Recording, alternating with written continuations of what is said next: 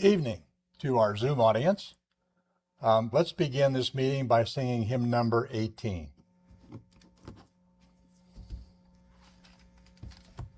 Be firm and be faithful, desert not the right. The brave become bolder the darker the night.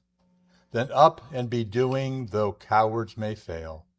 Thy duty pursuing, dare all and prevail. Hymn number 18.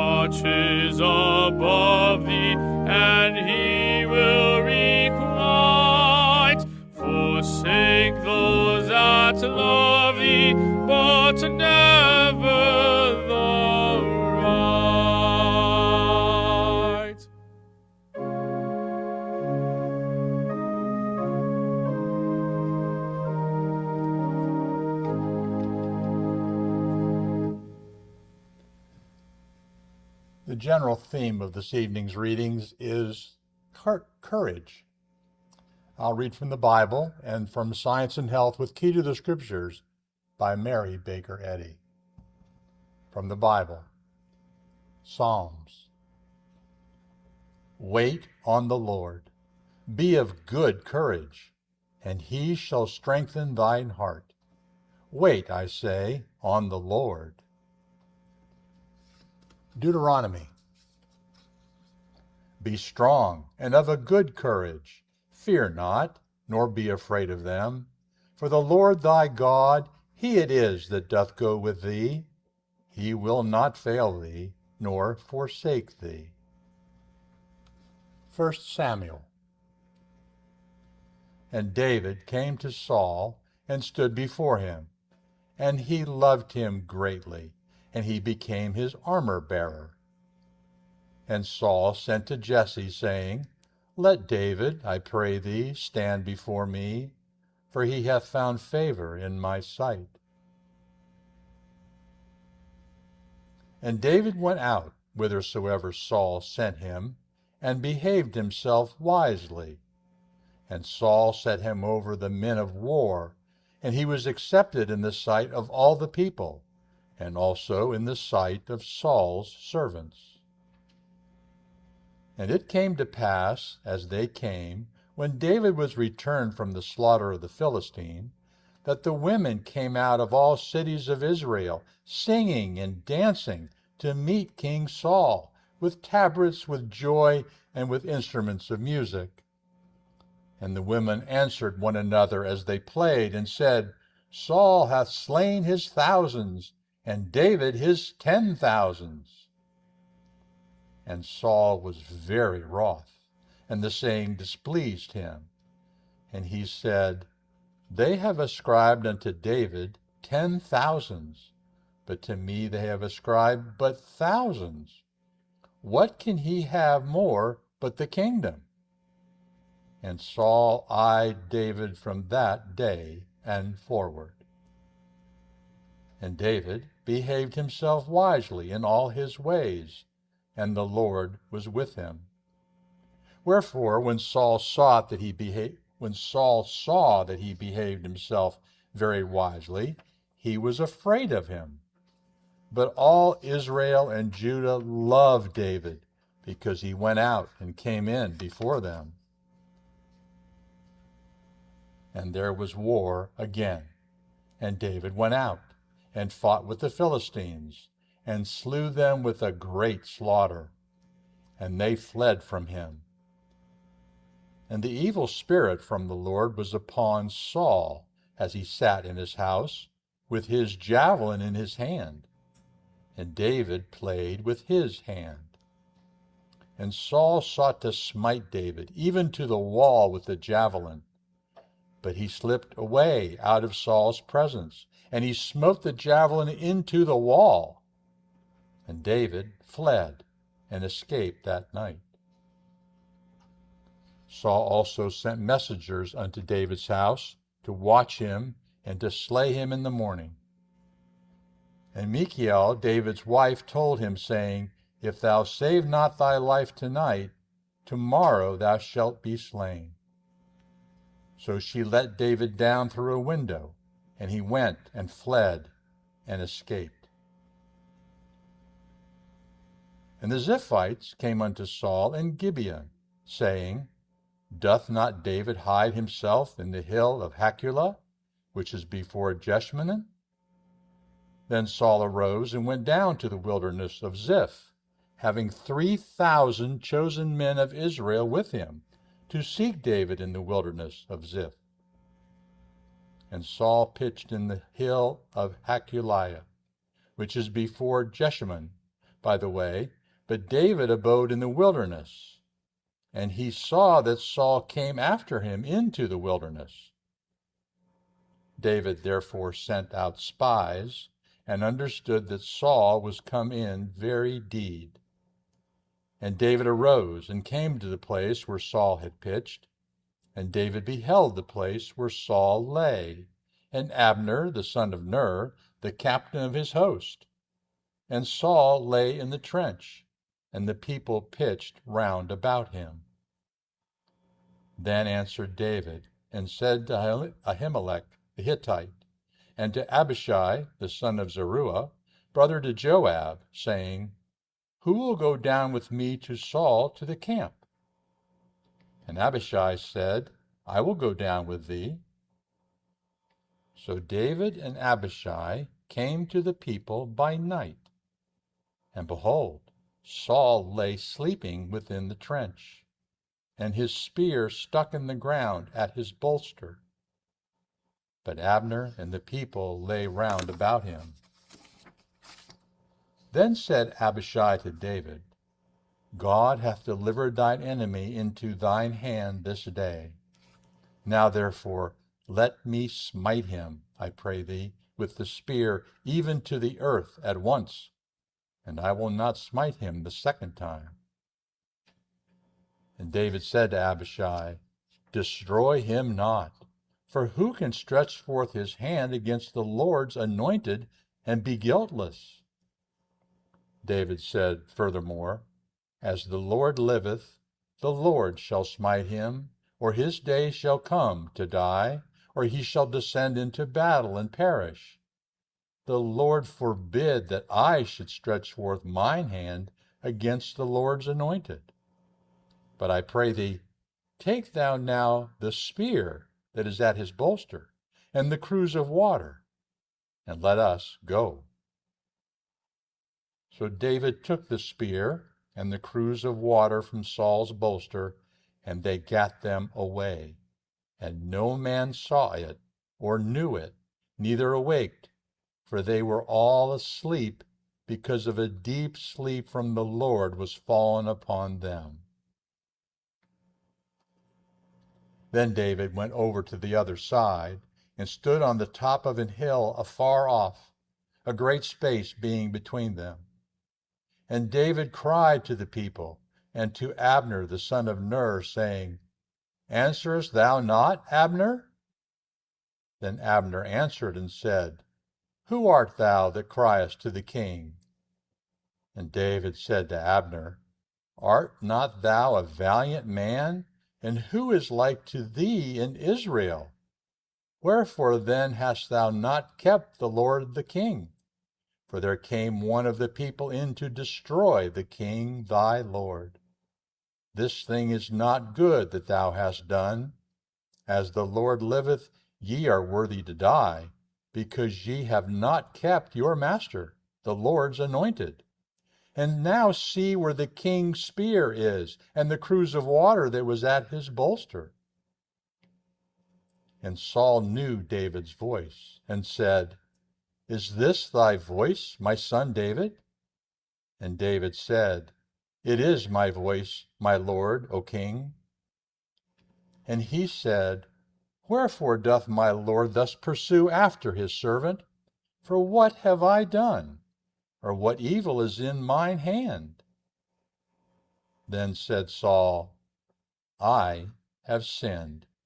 Return, my son David, for I will no more do thee harm, because my soul was precious in thine eyes this day. Behold, I have played the fool, and have erred exceedingly.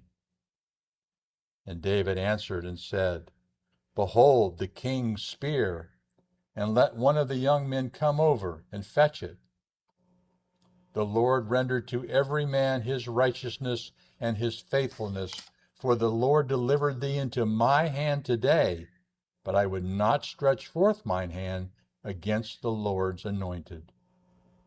And behold, as thy life was much set by this day in mine eyes, so let my life be much set by in the eyes of the Lord, and let him deliver me out of all tribulation. Then Saul said to David, Blessed be thou, my son David. Thou shalt both do great things, and also shalt still prevail. So David went on his way, and Saul returned to his place. Mark. And Jesus, when he came out, saw much people, and was moved with compassion toward them. And he entered in again into the synagogue, and there was a man there which had a withered hand. And they watched him, whether he would heal on the Sabbath day, that they might accuse him. And he said unto the man which had the withered hand, Stand forth. And he said unto them, Is it lawful to do good on the Sabbath days, or to do evil, to save life, or to kill? But they held their peace. And when he had looked round about on them with anger, being grieved for the hardness of their hearts, he saith unto the man, Stretch forth thine hand. And he stretched it out, and his hand was restored, whole as the other. John. Now about the midst of the feast, Jesus went up into the temple and taught. And the Jews marveled, saying, How knoweth this man letters, having never learned? Jesus answered them and said, My doctrine is not mine, but his that sent me. If any man will do his will, he shall know of the doctrine, whether it be of God, or whether I speak of myself. He that speaketh of himself seeketh his own glory. But he that seeketh the glory that sent him, the same is true, and no unrighteousness is in him. Did not Moses give you the law, and yet none of you keepeth the law? Why go ye about to kill me? The people answered and said, Thou hast a devil, who goeth about to kill thee. Jesus answered and said unto them, I have done one work, and ye all marvel. Judge not according to the appearance, but judge righteous judgment. Then said some of them of Jerusalem, Is not this he whom they seek to kill? But lo, he speaketh boldly, and they say nothing unto him. Do the rulers know indeed that this is the very Christ? Howbeit we know this man whence he is, but when Christ cometh, no man knoweth whence he is. Then cried Jesus in the temple as he taught, saying, Ye both know me, and ye know whence I am. And I am not come of myself, but he that sent me is true, whom ye know not. But I know him, for I am from him, and he hath sent me. Then they sought to take him, but no man laid hands on him, because his hour was not yet come. And many of the people believed on him, and said, When Christ cometh, will he do more miracles than these which this man hath done? Psalms. Be of good courage, and he shall strengthen your heart, all ye that hope in the Lord. And from Science and Health. Moral courage is the lion of the tribe of Judah, the king of the mental realm. Free and fearless it roams the forest. Undisturbed it lies in the open field, or rests in green pastures beside the still waters. Understanding the control which love held over all, Daniel felt safe in the lion's den, and Paul proved the viper to be harmless. A realization of this grand verity was a source of strength to the ancient worthies. It supports Christian healing and enables its possessor to emulate the example of Jesus. Every trial of our faith in God makes us stronger. The more difficult seems the material condition to be overcome by spirit, the stronger should be our faith, and the purer our love. The Apostle John says, There is no fear in love, but perfect love casteth out fear. He that feareth is not made perfect in love. Here is a definite and inspired proclamation of Christian Science. Mind is the grand creator, and there can be no power except that which is derived from mind. If mind was first chronologically, is first potentially, and must be first eternally, then give to mind the glory, honor, dominion, and power everlastingly due its holy name. Inferior and unspiritual methods of healing may try to make mind and drugs coalesce, but the two will not mingle scientifically. Why should we wish to make them do so, since no good can come of it?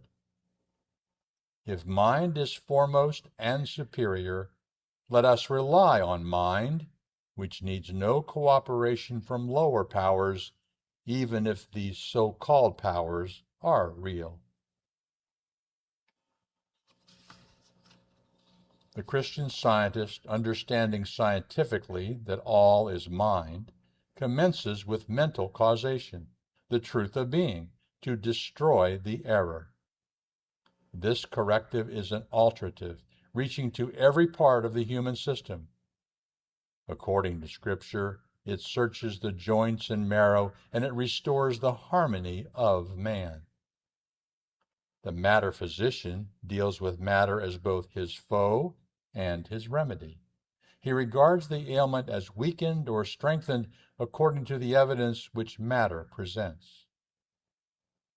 The metaphysician, making mind his basis of operation, irrespective of matter, and regarding the truth and harmony of being as superior to error and discord, has rendered himself strong instead of weak to cope with the case.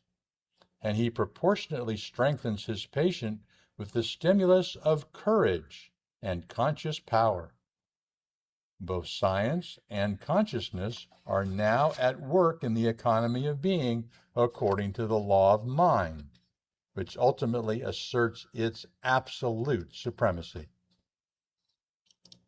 When the ocean is stirred by a storm, then the clouds lower, The wind shrieks through the tightened shrouds, and the waves lift themselves into mountains. We ask the helmsman, "Do you know your course? Can you steer safely amid the storm?" He answers bravely, but even the dauntless seaman is not sure of his safety. Nautical science is not equal to the science of mind. Yet, acting up to his highest understanding, firm at the post of duty, the mariner works on and awaits the issue. Thus we should deport ourselves on the seething ocean of sorrow. Hoping and working, one should stick to the wreck until an irresistible propulsion precipitates his doom, or sunshine gladdens the troubled sea. The notion that animal natures can possibly give force to character is too absurd for consideration. When we remember that through spiritual ascendancy, our Lord and Master healed the sick, raised the dead, and commanded even the winds and waves to obey him. Grace and truth are potent beyond all other means and methods. The lack of spiritual power in the limited demonstration of popular Christianity does not put to silence the labor of centuries. Spiritual, not corporeal consciousness is needed. Man, delivered from sin, disease, and death, presents the true likeness, or spiritual ideal. There is too much animal courage in society and not sufficient moral courage. Christians must take up arms against error at home and abroad.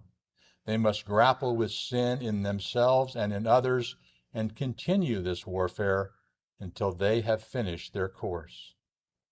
If they keep the faith, they will have the crown of rejoicing. Moral courage is requisite to meet the wrong and to proclaim the right. But how shall we reform the man who has more animal than moral courage, and who is not the true idea of good? Through human consciousness, convince the mortal of his mistake in seeking material means for gaining happiness. Reason is the most active human faculty. Let that inform the sentiments and awaken the man's dormant sense of moral obligation, and by degrees he will earn the nothingness of the pleasures of human sense and the grandeur and bliss of a spiritual sense, which silences the material or corporeal. Then he not only will be saved, but is saved. Arouse the sinner to this new and true view of sin. Show him that sin confers no pleasure, and this knowledge strengthens his moral courage and increases his ability to master evil and to love good. Healing the sick and reforming the sinner are one and the same thing in Christian Science. Both cures require the same method and are inseparable in truth. Hatred, envy, dishonesty, fear, and so forth make a man sick, and neither material medicine nor mind can help him permanently, even in body, until it makes him better mentally, and so delivers him from his destroyers. The basic error is mortal mind. Hatred inflames the brutal propensities. Give sick people credit for sometimes knowing more than their doctors. Always support their trust in the power of mind to sustain the body. Never tell the sick that they have more courage than strength. Tell them rather that their strength is in proportion to their courage. If you make the sick realize this great truism, there will be no reaction from overexertion or from excited conditions. Maintain the facts of Christian Science, that spirit is God, and therefore cannot be sick, that what is termed matter cannot be sick, that all causation is mind, acting through spiritual law. Then, hold your ground with the unshaken understanding of truth and love, and you will win. The great demonstrator of truth and love was silent before envy and hate. Peter would have smitten the enemies of his master, but Jesus forbade him, thus rebuking resentment or animal courage. He said, "Put up thy sword." The science of being unveils the errors of sense, and spiritual perception, aided by science, reaches truth. Then error disappears. Sin and sickness will abate and seem less real as we approach the scientific period in which mortal sense is subdued and all that is unlike the true likeness disappears. The moral man has no fear that he will commit a murder, and he should be as fearless on the question of disease. Resist evil, error of every sort, and it will flee from you. Error is opposed to life. We can and ultimately shall so rise as to avail ourselves in every direction of the supremacy of truth over error, life over death, and good over evil. And this growth will go on until we arrive at the fullness of God's idea, and no more fear that we shall be sick and die. Inharmony of any kind involves weakness and suffering, a loss of control over the body.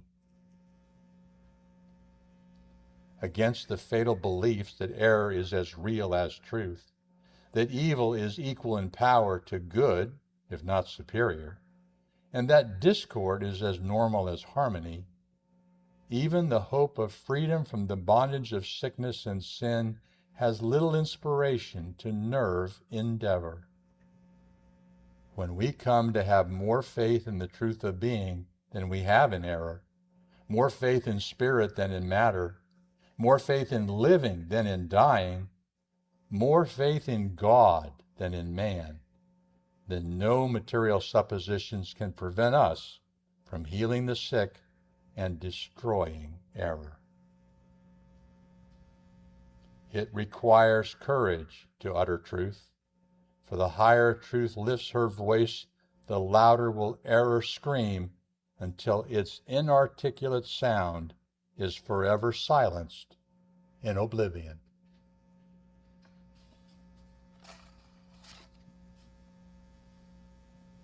Please join now in a few moments of silent prayer, and then repeat together the Lord's Prayer.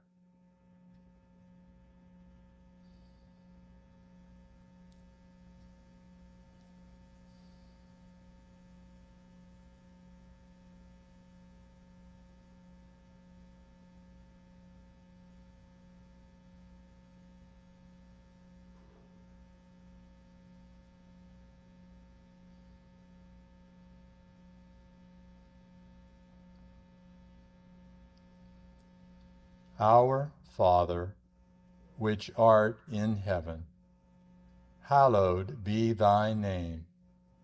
Thy kingdom come. Thy will be done on earth as it is in heaven. Give us this day our daily bread, and forgive us our debts as we forgive our debtors. And lead us not into temptation, but deliver us from evil. For thine is the kingdom, and the power, and the glory forever. Our second hymn this evening is number 399. Ye timid saints, fresh courage take. The clouds ye so much dread are big with mercy and will break in blessings on your head. Hymn number 399.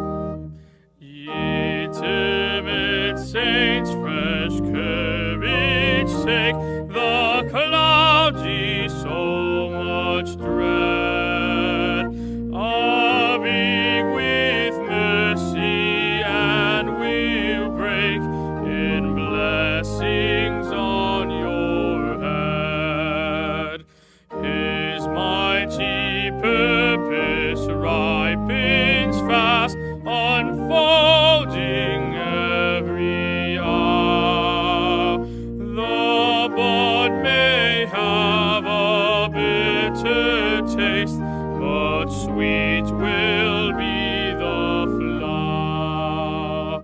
Blind unbelief is shed to err and scan his work in vain. God is his own interpreter, and he will make it plain.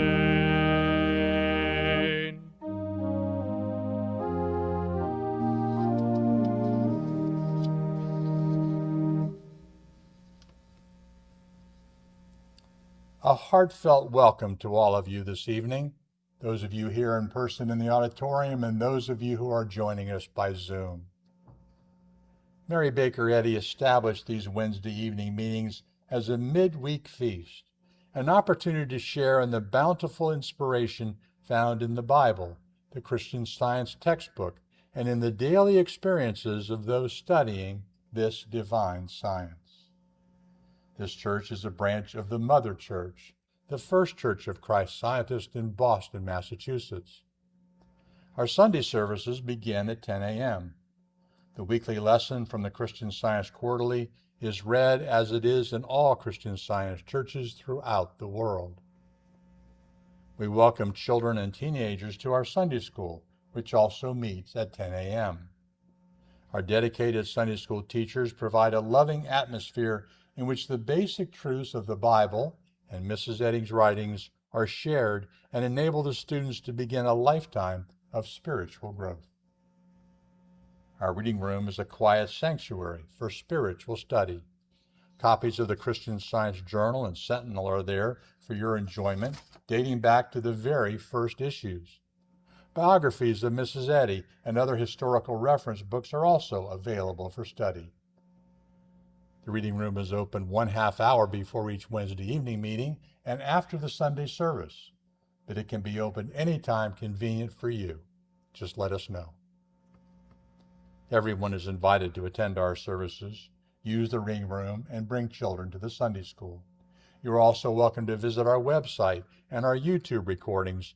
Just look for Third Church Miami on your web browser.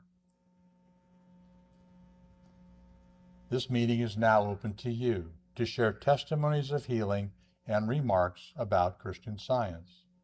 If you are joining us on Zoom, please don't forget to unmute yourself so we can hear what you have to say.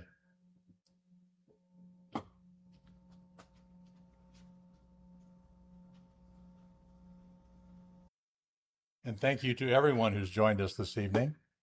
And thank you to Dan for providing our organ music, and thank you to our new friend Isaac for leading us in our singing. Let's close the meeting now by singing hymn number 85. God of truth, eternal good, lift our hearts to revelation, that thou mayest be understood, thou the rock of our salvation. All thy love we have for loving, all thy truth is ours for proving. Hymn 85.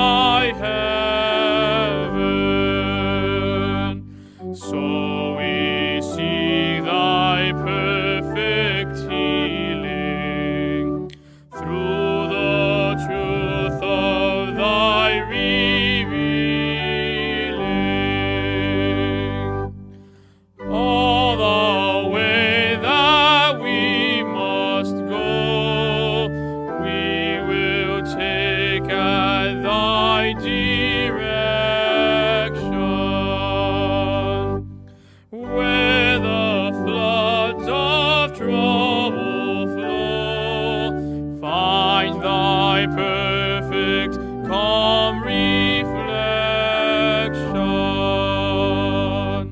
on the path that has no turning. Patience